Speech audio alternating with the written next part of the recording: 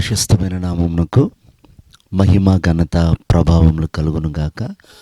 వీక్షిస్తున్న మీ అందరికీ కూడా మన ప్రభువైన యేసుక్రీస్తు నామములో శుభాభివందనాలు తెలియజేస్తున్నాను.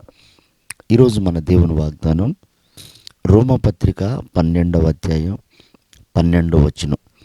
శ్రమయందు ఓర్పు గలవారై ప్రార్థనయందు పట్టుదల కలిగి ఉండుడి.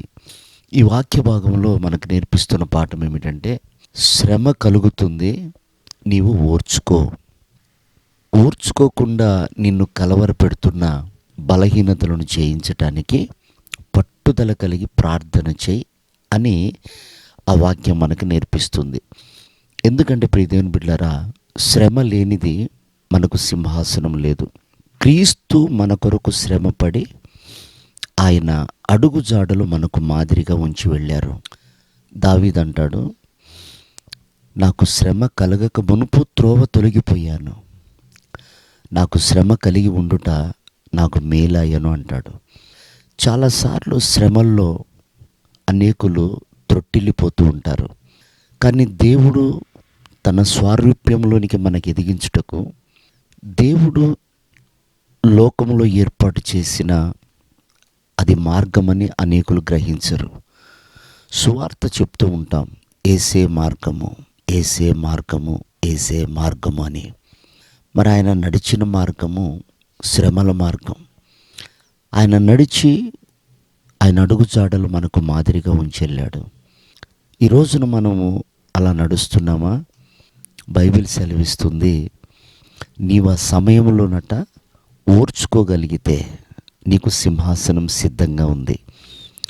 చూడండి ప్రియమైన దేవుని బిడ్డలారా, దావీదు అనేకమైన శ్రమల మార్గంలో వెళ్ళేటప్పుడు అంత గొప్ప రాజును, దేవునికి హృదయానుసారుడని పేరుగాంచినటువంటి వాడిని షిమ్మి అనే ఒక సామాన్యుడు తిడుతూ రాళ్లతో కొడుతూ ఉన్నాడు.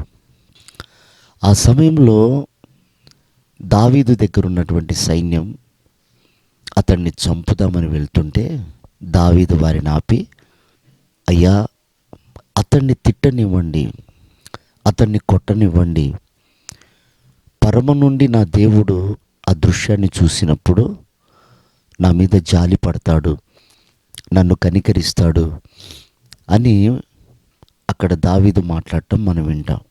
చూడండి, అంత తగ్గింపు కలిగిన స్వభావము, దైవ స్వభావము దావీదుకు రావడానికి కారణం ఏంటంటే ఆ శ్రమల మార్గం. అపోస్తులుడైన పౌలు హింసకుడు, దూషకుడు, హానికరుడు, చెరసాలలో హింసించి భయంకరంగా కొడుతున్నప్పుడు స్తుతి గీతాలు పాడుతూ ఉన్నాడు. అది దేవుని స్వభావం.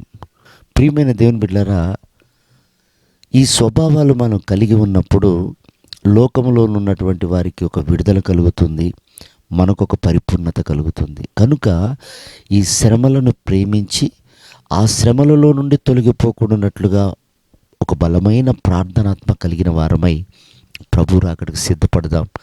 అట్టి కృప ప్రభు మనందరికీ అనుగ్రహించునుగాక. ఆమేన్.